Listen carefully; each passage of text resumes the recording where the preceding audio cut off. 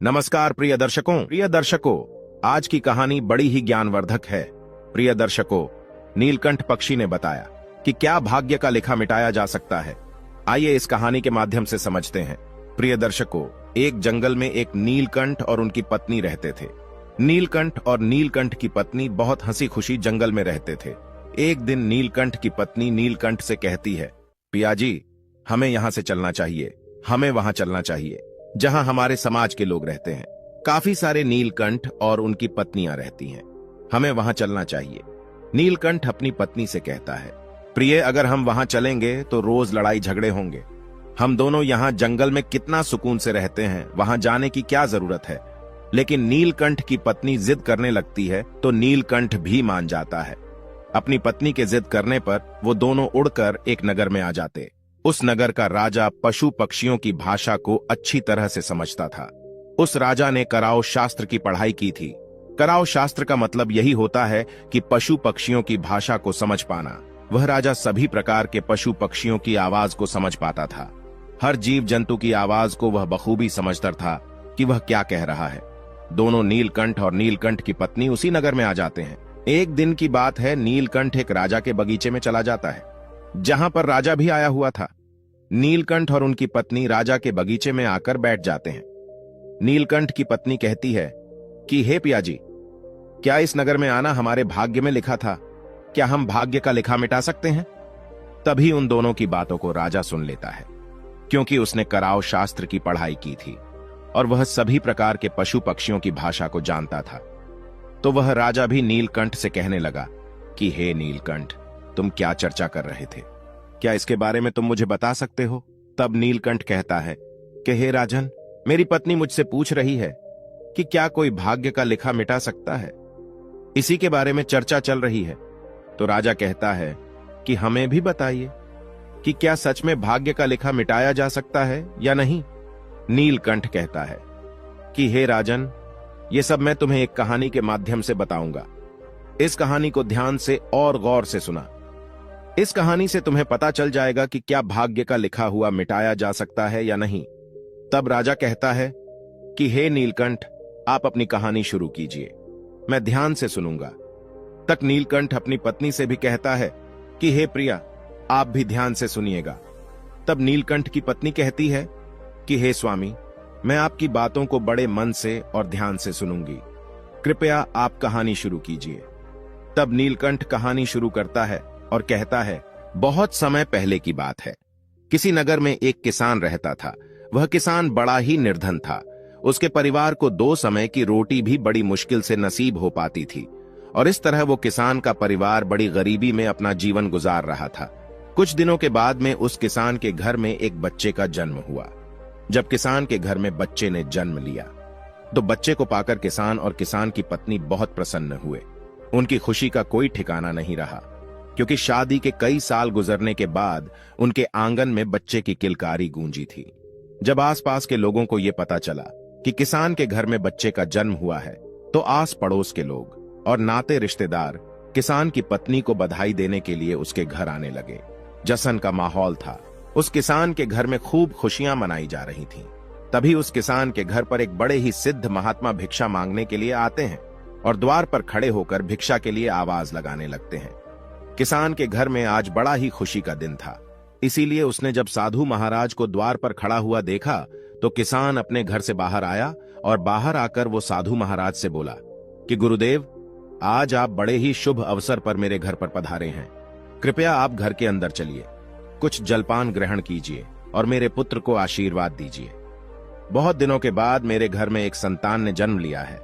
जब इस प्रकार से वो किसान उन साधु महाराज से बार बार विनती करता है तो महात्मा जी मना नहीं कर पाते हैं और किसान के घर के अंदर आ जाते हैं।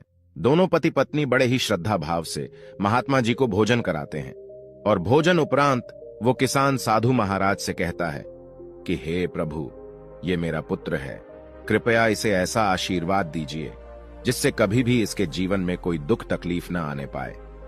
साधु महाराज जैसे ही उस बच्चे को आशीर्वाद देने के लिए अपना हाथ उठाते हैं और जैसे ही महाराज की दृष्टि उस शिशु पर पड़ती है तो शिशु के हाथ पर एक चिन्ह देखकर साधु महाराज कुछ विचारने लगते हैं। किसान ने जब साधु महाराज को विचार मग्न देखा तो साधु महाराज को विचार मग्न देखकर किसान उन महात्मा जी से कहता है कि हे प्रभु, क्या बात है? मेरे पुत्र को देखकर आप किस चिंता में पड़ गए?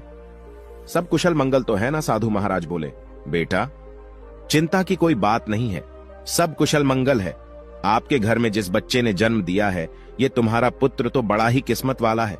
इसके हाथ पर जो चिन्ह बना हुआ है, ये इशारा करता है कि तुम्हारे पुत्र के भाग्य में राजयोग लिखा हुआ है और ये 15 बरस की अवस्था में ही इस नगर का राजा बन जाएगा। जब किसान ने कहा कि महाराज, ये कैसे संभव है? किसी गरीब का पुत्र भला राजा कैसे बन सकता है? तो इस पर महात्मा जी उस किसान को समझाते हुए बोले, बेटा, परमात्मा की इस दुनिया में हर काम संभव है। इसने अपने पिछले जन्म में कोई ऐसा कार्य किया है जिसके कारण इस जन्म में इस बालक को राजपथ नसीब होगा। आगे समझाते हुए वो महात्मा जी बोले, बेटा, जैसे ही तुम्हारे पुत्र की अवस्था 15 बरस की होगी, तो इस नगर का जो राजा है, उसकी इकलौती पुत्री से तुम्हारे पुत्र का विवाह होगा और विवाह के बाद राजा की धन दौलत और गद्दी पर तुम्हारे पुत्र का अधिकार हो जाएगा।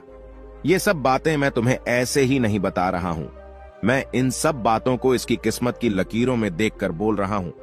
प्रिय दर्शकों, साधु महाराज की इन बातों को जब किसान और उनकी पत्नी ने सुना, तो इन बातों को सुनकर उन्हें बड़ी खुशी होती है कि हमारे घर में किसी साधारण संतान ने नहीं, बल्कि एक राजा ने जन्म लिया है। जब इस बात की खबर नगरवासियों को चलती है कि किसान का बेटा एक दिन इस नगर का राजा बनेगा, तो दूर दूर से लोग उस किसान के पुत्र के दर्शन के लिए उसके घर आने लगते हैं। प्रिय दर्शकों, इधर तो किसान के घर पर दूर दूर से लोग आ रहे थे, उधर जो उस नगर का राजा था, जिसकी पुत्री के साथ में साधु ने विवाह की भविष्यवाणी की थी, वही राजा शिकार खेलने के लिए जंगल को जाता है और जंगल में जाकर अपना शिकार तलाश करने लगता है। तभी राजा की दृष्टि एक हिरण पर पड़ती है। हिरण देखकर राजा अपना घोड़ा उस हिरण के पीछे दौड़ा देता है और उस हिरण का पीछा करते हुए राजा बहुत दूर निकल जाता है। उसके साथ में जो सैनिक थे, वो भी पीछे छूट जाते हैं। राजा काफी देर तक उस हिरण का पीछा करता है, लेकिन वो उस हिरण का शिकार नहीं कर पाता है, क्योंकि घने जंगल होने के कारण हिरण राजा की नजरों से ओझल हो जाता है। राजा को अपने शिकार का पीछा करते करते बहुत देर हो चुकी थी। इस कारण प्यास के मारे राजा का गला सूखने लगता है। पानी की तलाश में राजा ने चारों तरफ को अपनी नजर दौड़ाई, लेकिन आसपास उसे ऐसा कोई पानी का स्रोत नजर नहीं आया जहां जाकर वह अपनी प्यास बुझा सके। पानी की तलाश में राजा जब कुछ और आगे बढ़ता है, तो उसे एक गांव नजर आता है। प्रिय दर्शकों, ये वही गांव था जिस गांव में उस किसान के घर में एक बच्चे ने जन्म लिया था। जब राजा उस गांव के और नजदीक पहुंचा, तो उसे गांव के बाहर एक कुटिया नजर आई, जहां एक साधु महाराज कुटिया के बाहर ध्यानमग्न बैठे हुए थे।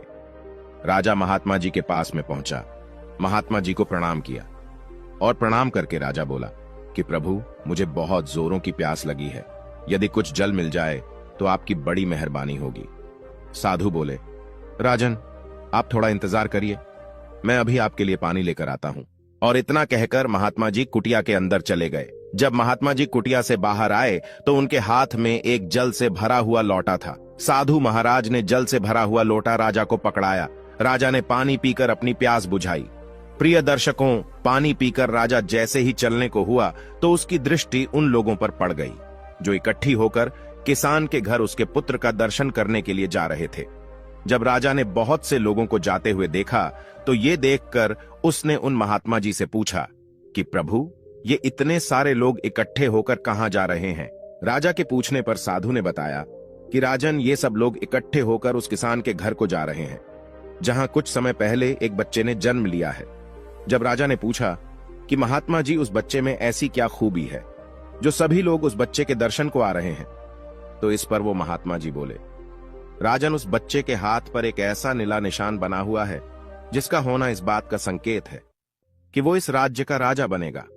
राजा बोला, महात्मा जी, ये सब झूठी बातें हैं, ऐसा कभी नहीं हो सकता, क्योंकि इस राज्य का राजा तो मैं हूं। भला मैं उस गरीब किसान के पुत्र को अपने राज्य का राजा क्यों बनाऊंगा? साधु बोला, राजन, कोई इंसान ना तो किसी को राजा बना सकता है और ना ही गरीब बना सकता है। बनाने वाला और बिगाड़ने वाला तो कोई और ही होता है। और रही बात उस किसान के पुत्र की राजा बनने की, तो मैं आपकी जानकारी के लिए बता दूं कि आज से 15 वर्ष के बाद उस किसान के पुत्र का विवाह आपकी इकलौती बेटी के साथ में होगा और विवाह के बाद वो इस नगर का राजा बन जाएगा। राजा ने कहा, महात्मा जी, कौन सी बेटी किसकी बेटी? मेरे तो कोई औलाद ही नहीं है, फिर आपकी भविष्यवाणी कैसे सच साबित हो सकती है? साधु महाराज बोले, राजन, आज से 1 वर्ष के बाद में आपकी रानी की कोख से एक कन्या जन्म लेगी। उसी कन्या के साथ में इस गरीब किसान के पुत्र का विवाह होगा और विवाह के उपरांत वो इस नगर का राजा बन जाएगा। प्रिय दर्शकों, साधु महाराज के मुख से जब राजा इन बातों को सुनता है तो इन बातों को सुनकर वह खुश होता है और दुखी भी होता है। खुश इसलिए होता है क्योंकि राजा की कोई संतान नहीं थी। जब उसे पता चलता है कि उसके घर में भी एक कन्या जन्म लेगी, वो भी एक बेटी का बाप बनेगा, तो ये जानकर राजा को बड़ी खुशी हुई। लेकिन उसके दुख का कारण ये था कि जैसा साधु महाराज ने बताया था कि तुम्हारी पुत्री का विवाह गरीब किसान के बेटे से होगा, तो ये जानकर राजा दुखी हो जाता है और उसे गुस्सा भी आता है। राजा अपने मन में विचार करता है कि आखिर एक मामूली से किसान का बेटा मेरा दामाद कैसे बन सकता है? मैं कदापि भी ऐसा नहीं होने दूंगा। प्रिय दर्शकों, ये विचार कर राजा उन साधु महात्मा से कहता है कि आपको क्या लगता है, एक मामूली से किसान के बेटे के साथ में मैं अपनी पुत्री का विवाह कर दूंगा?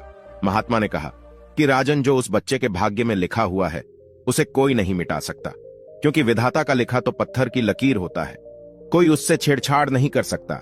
प्रिय दर्शकों, उस राजा को अपनी ताकत पर बड़ा ही घमंड था। उसने कहा कि महात्मा जी, चाहे कुछ भी हो जाए, मैं अपनी बेटी का विवाह उस 2 कौड़ी के किसान के बेटे से हरगिज नहीं होने दूंगा। और रही बात विधाता के लिखे की, तो मुझ में इतनी सामर्थ्य है कि मैं उस विधाता के लिखे को भी मिटा के रख दूंगा। महात्मा जी ने मुस्कुराते हुए कहा कि राजन, मैं भी यही हूं और आप भी यही हो। पहले वो समय आने दो, फिर देखते हैं कि क्या होता है, कौन किस पर भारी पड़ता है।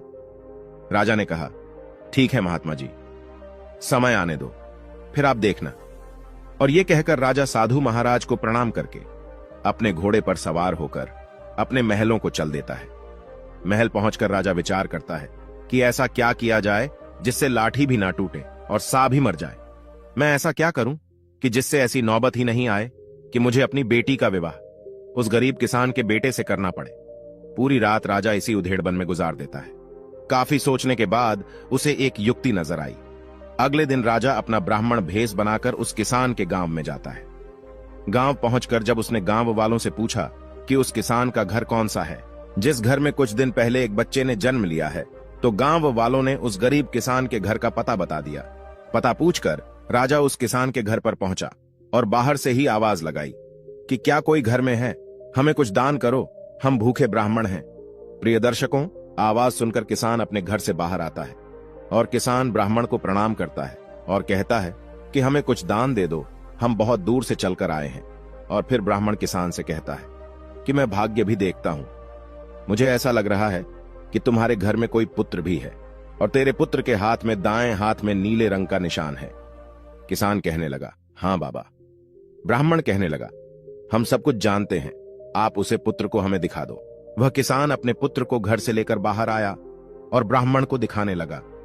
उसके बाद ब्राह्मण कहने लगा कि यदि यह पुत्र तुम्हारे साथ रहेगा तो 15 साल के बाद इसकी मृत्यु हो जाएगी, और यदि तुम इस बच्चे को किसी को दान कर दोगे तो 15 वर्ष बाद वह तुम्हें लौटा जाएगा, और यदि तुम इस बच्चे को अपने पास रखना चाहते हो तो यह मर जाएगा।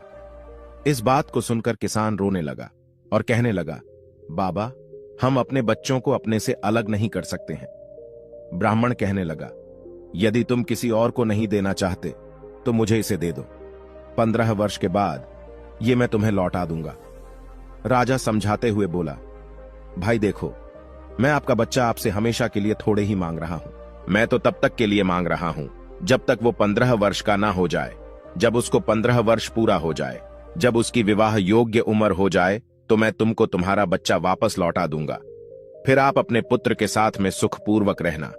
प्रिय दर्शकों, सीधा सादा किसान जब भेष बदले हुए राजा की इन बातों को सुनता है तो उसे राजा की बातों में सच्चाई नजर आती है और वह किसान बच्चा देने के लिए हां कर देता है। उस बेचारे को नहीं पता था कि यह ब्राह्मण के भेष में इस नगर का राजा है और उसकी इन बातों के पीछे कुछ और ही मंशा छुपी हुई है। किसान अपनी पत्नी के पास में जाता है और अपनी पत्नी से कहता है कि प्रिय, हमारे दरवाजे पर एक बड़े ही दयालु ब्राह्मण आए हुए हैं और वह बच्चा हमारे पास रहेगा तो 15 वर्ष के बाद उसकी मृत्यु हो जाएगी। इसीलिए वो हमारे बच्चे का लालन पालन करना चाहते हैं। अपनी पति की इन बातों को सुनकर पहले तो उस किसान की पत्नी मना करती है, लेकिन किसान जब अपनी पत्नी को बताता है कि वो हमारा बच्चा हमेशा के लिए नहीं बल्कि कुछ सालों के लिए अपने घर रखना चाहते हैं, तो यह सुनकर किसान की पत्नी भी अपने बच्चे को ब्राह्मण को देने के लिए तैयार हो जाती है।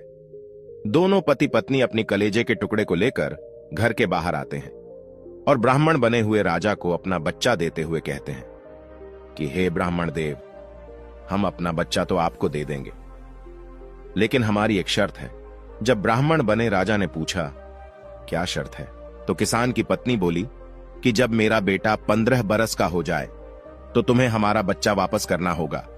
यदि आपको हमारी ये शर्तें मंजूर हो तो ही हम तुम्हें अपना बच्चा दे सकते हैं।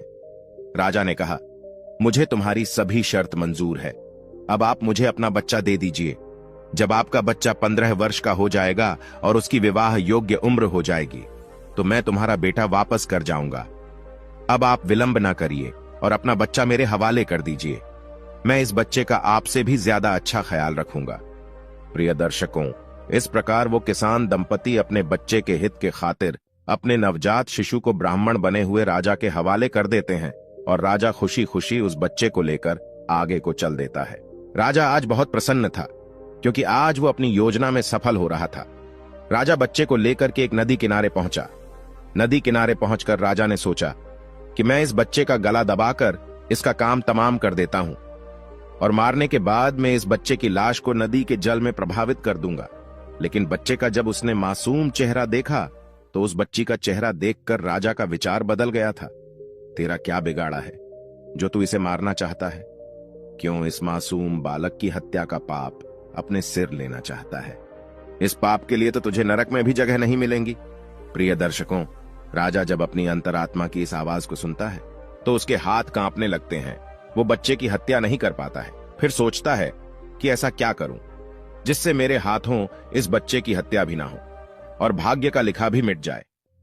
काफी सोच विचार कर राजा इस निर्णय पर पहुंचा कि मैं इस बच्चे को एक लकड़ी के बक्से में बंद करके जिंदा ही जल में बहा देता हूं, जिससे मैं बाल हत्या के पाप से भी बच जाऊंगा और इसके साथ में मेरी बेटी की शादी भी नहीं होगी। प्रिय दर्शकों, यही विचार कर राजा एक ऐसा संदूक तैयार करता है जिसमें बच्चे को सांस भी मिलती रहे और वो पानी में भी ना डूबे। संदूक तैयार होने के बाद राजा उस किसान के बेटे को लकड़ी के संदूक में रखता है और उस संदूक को नदी के बहते हुए जल में प्रवाहित कर देता है। ये सब करने के बाद राजा अपने महलों को चल देता है। आज राजा बहुत ही प्रसन्न था कि आज मैंने विधाता के लिखे को मिटा दिया, क्योंकि राजा सोच रहा था कि जिस संदूकों को मैं बहाकर आया हूं वो संदूक जब गहरी नदी में जाएगा और नदी में कोई बवंडर पड़ेगा तो नदी के बवंडर में फंसकर संदूक डूब जाएगा और उस बच्चे की मृत्यु हो जाएगी। जब बच्चा ही नहीं रहेगा फिर कैसे इसके साथ में मेरी बेटी का विवाह होगा? यही सोचकर राजा बड़ी निश्चिंतता के साथ में अपने नगर को लौट गया। लेकिन प्रिय दर्शकों, उधर तो वो राजा उस किसान के बच्चे को नदी में बहाकर वहां से चला गया।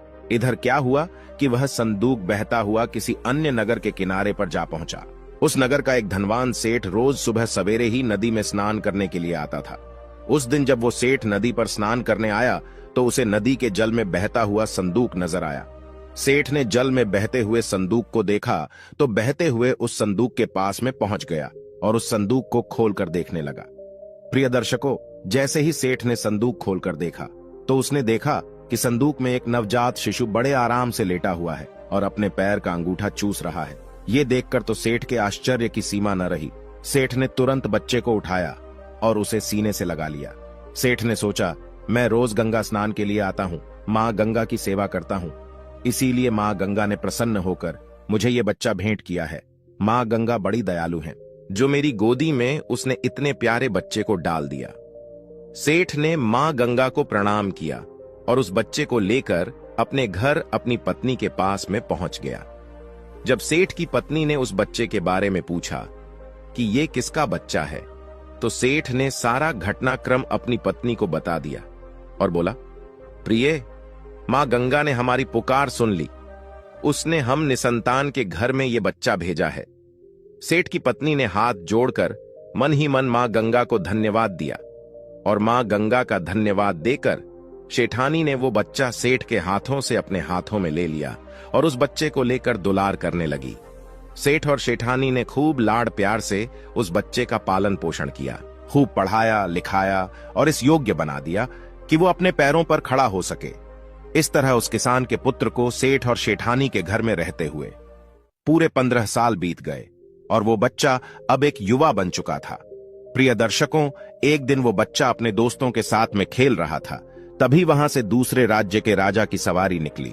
प्रिय दर्शकों, जिस समय उस राजा की सवारी निकल रही थी उसी समय एक छोटा सा बच्चा कहीं से घूमता घामता हुआ राजा के काफिले के सामने पहुंच गया और काफिले के आगे जाकर खड़ा हो गया।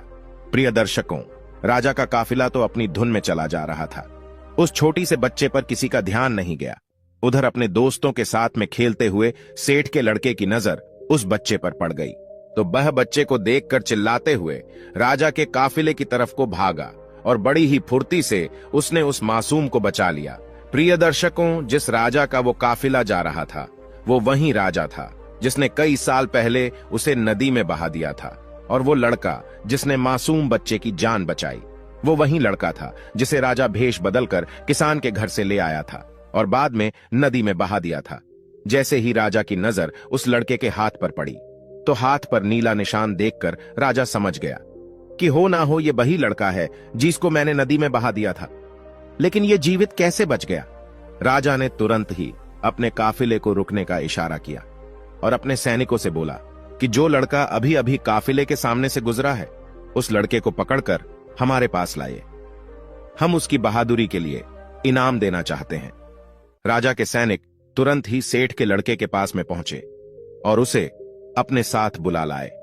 जब सेठ का लड़का राजा के सामने पहुंचा तो उसने राजा को प्रणाम किया और पूछा कि आप कौन हो और आपने मुझे क्यों बुलाया है? राजा बोला, बेटा, हम तुम्हारे पड़ोस के राज्य के राजा हैं और तुम्हारी बहादुरी के लिए हम तुम्हें पुरस्कार देना चाहते हैं। हम तुम्हें कोई इनाम दें उससे पहले हम आपसे कुछ सवाल पूछना चाहते हैं। सेठ का लड़का बोला, कहिए राजन, आप मुझसे क्या पूछना चाहते हो? तो राजा बोला, बेटा, तुम्हारा कौन सा गांव है, कौन तुम्हारे माता पिता है और तुम्हारी हाथ पर यह नीला निशान कैसा है? राजा की पूछने पर वो लड़का कहता है कि हे राजन, मैं पड़ोस के गांव में रहता हूं और मेरे पिता धन्ना सेठ बहुत ही धनवान सेठ है और आप जिस निशान की बात कर रहे हैं ये निशान तो मेरे हाथ पर बचपन से है, लेकिन आप ये सब क्यों पूछ रहे हो? राजा ने कहा, बस ऐसे ही, कोई खास बात नहीं है। फिर राजा उस लड़के से बोला कि हम आपके माता पिता से मिलना चाहते हैं, क्या तुम हमें अपने माता पिता से मिलवाने के लिए अपने साथ ले चलोगे? लड़का बोला, क्यों नहीं राजन, ये तो हमारा बड़ा सौभाग्य होगा कि आप हमारे घर पर पधारें। चलिए राजन, मैं अभी तुम्हें अपने माता पिता से मिलवाने के लिए ले चलता हूं।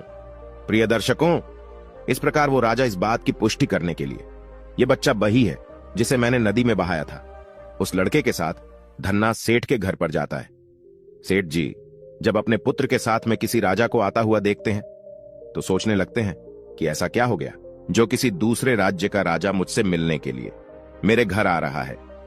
जब राजा सेठ जी के पास में पहुंच गया तो सेठ जी ने राजा से पूछा कि महाराज, आप किस नगर के राजा हैं और किस प्रयोजन से आप मेरे द्वार पर पधारे हैं? राजा कहता है कि सेठ जी, मैं आपके पड़ोस के राज्य का राजा हूं और मैं आपके घर आपको बधाई देने के लिए आया हूं। जब सेठ ने पूछा किस बात की बधाई, तो राजा बोला, सेठ जी, आपका बेटा बड़ा ही बहादुर है, आज इसने अपनी बहादुरी से एक मासूम बच्चे की जान बचाई है। सेठ जब राजा के मुख से अपने पुत्र की प्रशंसा सुनता है तो उसका सीना चौड़ा हो जाता है। सेठ राजा से कहता है कि हाँ महाराज, मेरा बेटा तो बचपन से ही बहादुर है और जब से ये हमें मिला है तब से हमारे घर में बरकत ही बरकत है। राजा ने कहा कि आपको मिला है, मैं समझा नहीं, आपके कहने का क्या मतलब है? तो सेठ कहने लगा कि महाराज, अब आपसे क्या छुपाना, ये मेरा असली बेटा नहीं है, ये तो मुझे नदी किनारे एक संदूक में पड़ा हुआ मिला था। प्रिय दर्शकों, राजा को जब यह पता चलता है कि यह वही लड़का है जिसे कुछ साल पहले उसने नदी में बहा दिया था तो यह सुनकर राजा चिंता में पड़ जाता है। कुछ देर सोचने के बाद राजा उस सेठ से कहता है, सेठ जी, मैं आपके पुत्र की बहादुरी का कायल हूं और मुझे अपनी बेटी की सुरक्षा के लिए ऐसे ही बहादुर लड़कों की आवश्यकता है। यदि आप आज्ञा दें तो मैं आपके लड़के को अपनी यहां नौकरी पर रखना चाहता हूं। सेठ ने कहा, राजन, ये तो बड़ी ही अच्छी बात है कि मेरा बेटा आप जैसे राजा की यहां नौकरी करेगा। मैं इसके लिए सहमत हूं। प्रिय दर्शकों, सेठ की सहमति मिलने के बाद वो राजा एक चिट्ठी लिखता है। चिट्ठी लिखने के बाद वो राजा उस चिट्ठी को एक लिफाफे में बंद करता है, उस पर अपनी मोहर लगाता है और अपने हस्ताक्षर करता है। ये सब करने के बाद राजा सेठ की लड़के से कहता है कि बेटे, मैं तो अभी किसी काम से दूसरे राज्य को जा रहा हूं, तो तुम इस चिट्ठी को लेकर मेरे राज्य चले जाओ और इस चिट्ठी को महारानी को पकड़ा देना। चिट्ठी पढ़ते ही महारानी तुम्हें नौकरी दे देगी। प्रिय दर्शकों, इधर तो राजा अपने कांपले को अपने साथ में लेकर आगे बढ़ जाता है, उधर कुछ सेठ का लड़का राजा के नगर को चल देता है। चलते चलते सेठ का लड़का एक घने जंगल में पहुंचा। जंगल में पहुंचकर वो लड़का मार्ग भटक गया और मार्ग भटक कर वो दूसरी दिशा में बढ़ गया।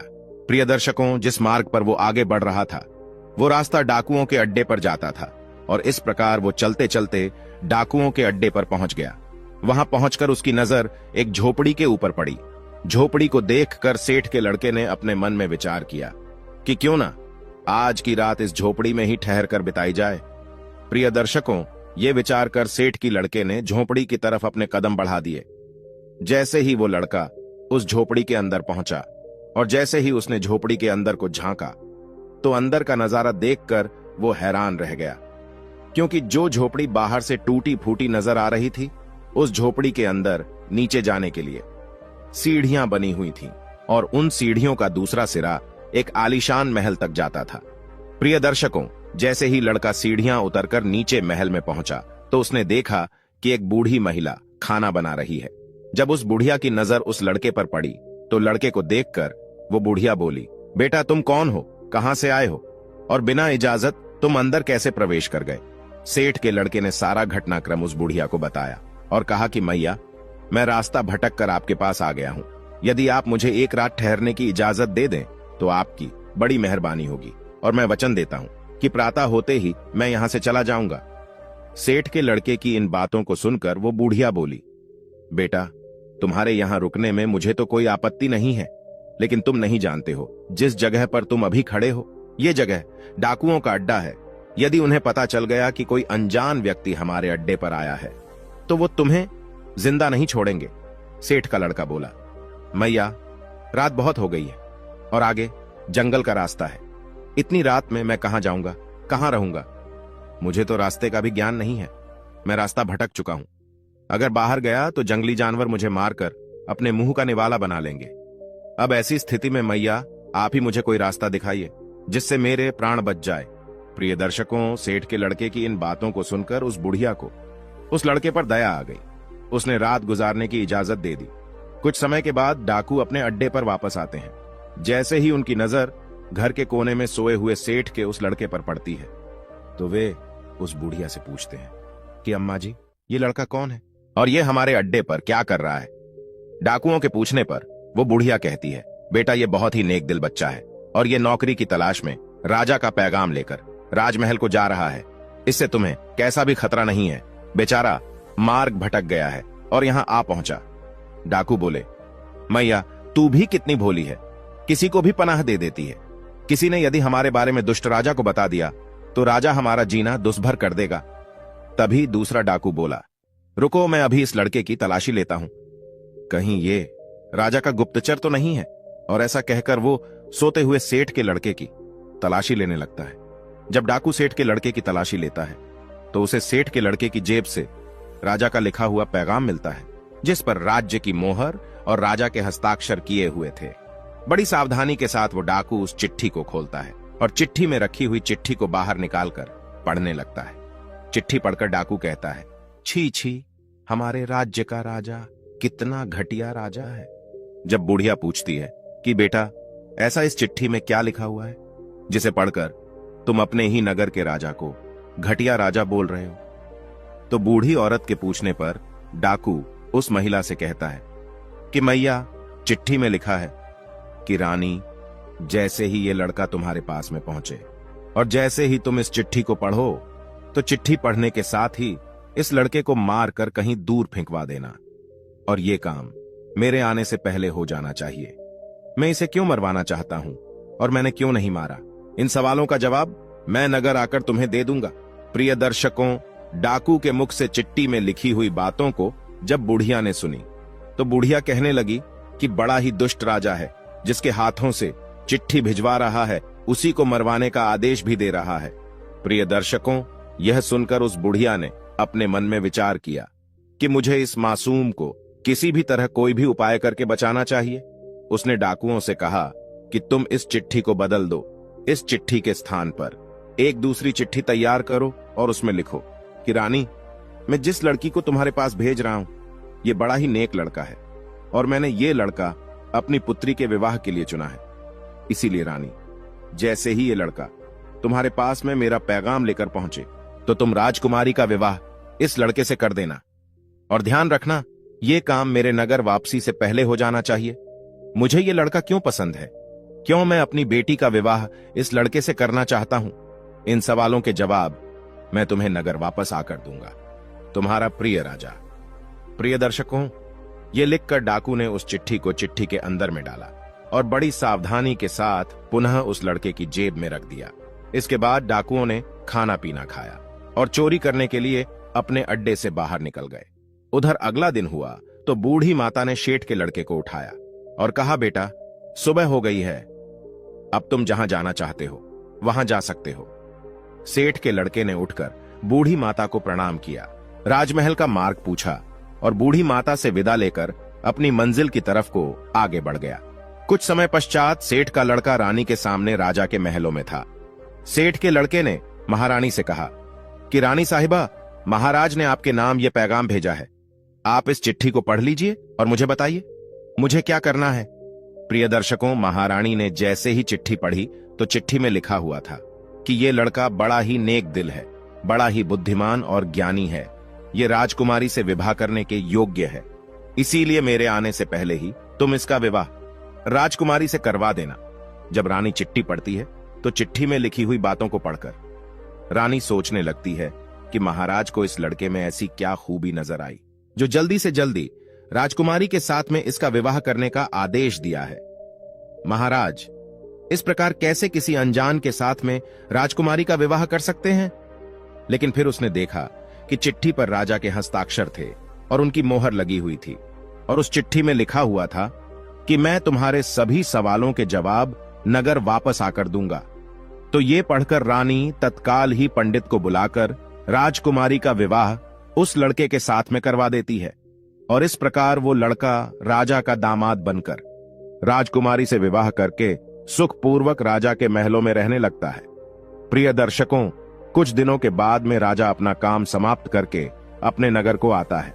राजा बड़ा ही प्रसन्न था क्योंकि उसे तो लग रहा था कि अब तक तो रानी ने उस लड़के को मरवाकर कहीं दूर फेंकवा दिया होगा।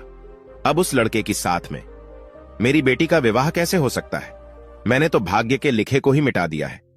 लेकिन जैसे ही राजा अपने महलों में पहुंचता है और उस गरीब किसान के बेटे को अपनी राज्य गद्दी पर बैठा हुआ देखता है तो उसके आश्चर्य की सीमा नहीं रहती है, क्योंकि जिस लड़के को राजा ने रानी के पास इसलिए भेजा था कि रानी इसका कत्ल करा देगी, लेकिन यहां तो सब उल्टा ही हो गया। जब उसे यह पता चलता है कि मेरी पुत्री का विवाह उसी व्यक्ति के साथ में हो गया है जिसकी भविष्यवाणी साधु महाराज ने की थी, तो यह जानकर राजा क्रोध में भर जाता है। उसे अपनी पत्नी पर बहुत ही गुस्सा आता है कि रानी ने मेरी आज्ञा का पालन क्यों नहीं किया। उसने महारानी से पूछा कि मैंने जब तुम्हें इस लड़के को मारने का आदेश दिया था, फिर तुमने इसके साथ में राजकुमारी का विवाह क्यों कर दिया? राजा की इन बातों को सुनकर रानी कहती है कि महाराज, मैंने तो वही किया है जैसा आपने आदेश दिया था, इसमें मेरी क्या गलती है? राजा ने महारानी को चिट्ठी दिखाने का आदेश दिया। महारानी चिट्ठी लेकर बाहर आई। राजा ने जब चिट्ठी खोली और उस चिट्ठी में लिखी हुई बातों को पढ़ा तो देखा कि उसमें तो कुछ और ही लिखा हुआ है।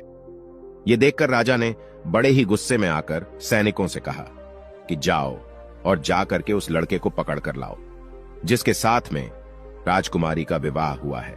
सैनिकों ने तुरंत ही राजा की आज्ञा का पालन किया और उस किसान के बेटे को पकड़कर राजा के सामने ले आए।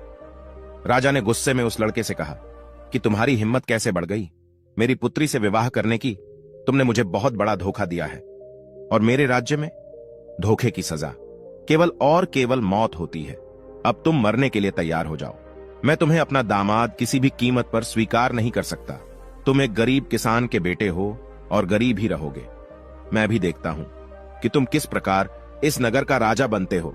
राजा की इन बातों को सुनकर वो लड़का बोला कि महाराज, आप ये क्या कह रहे हो? मैंने आपको कहा धोखा दिया है, और आप बार बार किस किसान की बात कर रहे हो, जबकि आपको भी पता है कि मैं किसान का बेटा नहीं बल्कि एक सेठ का बेटा हूं। राजा ने कहा कि तुम मुझे अपनी बातों में उलझाकर बेवकूफ बनाना चाहते हो, लेकिन अब मैं तुम्हारी किसी बात में नहीं आऊंगा। आज का दिन तुम्हारे जीवन का अंतिम दिन साबित होगा। और इतना कहकर राजा अपनी तलवार उठा लेता है। राजा के हाथ में तलवार देखकर राजकुमारी राजा के सामने खड़ी हो जाती है और कहती है कि पिताजी, आप जिस पर तलवार चला रहे हैं वो मेरे पति परमेश्वर हैं। उन्हें मारने से पहले तुम्हें मुझे मारना होगा। प्रिय दर्शकों, इधर तो राजमहल के अंदर यह सब कुछ चल रहा था कि तभी एक सैनिक राजमहल में आता है और आकर राजा से कहता है, एक बड़े ही सिद्ध महात्मा आए हुए हैं और अभी इसी समय आपसे मिलना चाहते हैं। राजा ने कहा, ठीक है, महात्मा जी को अंदर ले आओ। आदेश मिलते ही सैनिक दौड़ा हुआ महात्मा जी के पास जाता है और उन्हें अपने साथ में ले आता है। राजा ने उठकर महात्मा जी को प्रणाम किया और उनके आने का प्रयोजन पूछा। महात्मा ने कहा कि लगता है राजन, आपने मुझे पहचाना नहीं। जब राजा ने कहा कि आप कौन हो और मुझसे क्यों मिलना चाहते हो, तो महात्मा ने बड़ी ही विनम्रता के साथ मुस्कुराते हुए जवाब दिया कि राजन, मैं वही महात्मा हूं जिससे आप 15 साल पहले मिले थे, और मैंने आपको बताया था कि आज से 15 साल के बाद में तुम्हारी पुत्री का विवाह इस गरीब किसान के बेटे से होगा। लेकिन तुमने कहा था कि मैं राजा हूं और मैं कुछ भी कर सकता हूं, लेकिन देखा राजन, जो नियति में होता है वही होकर रहता है। प्रिय दर्शकों, जब राजा साधु की इन बातों को सुनता है तो हाथ जोड़कर कहता है कि गुरुदेव, आप सच कहते थे कि कोई ना तो किसी का भाग्य मिटा सकता है और ना ही उसमें कोई बदलाव कर सकता है। जो भी जिसके भाग्य में लिखा हुआ है वो उसको मिलकर ही रहता है। मैं भाग्य के हाथों हार चुका हूं। महात्मा ने कहा कि राजन, भाग्य के सामने कोई नहीं जीत सकता, इसीलिए अब तुम व्यर्थ की चिंता छोड़ो। किसान के बेटे को अपना दामाद स्वीकार करो और अपना राजपाट उसे सौंपकर मेरे साथ जंगलों में चलो। सच्चा सुख तो ईश्वर की भक्ति में है। प्रिय दर्शकों, इस प्रकार वो राजा अपना सारा राजपाट किसान के पुत्र को सौंपकर सभी से क्षमा मांगकर महात्मा जी के साथ में जंगलों को चला जाता है।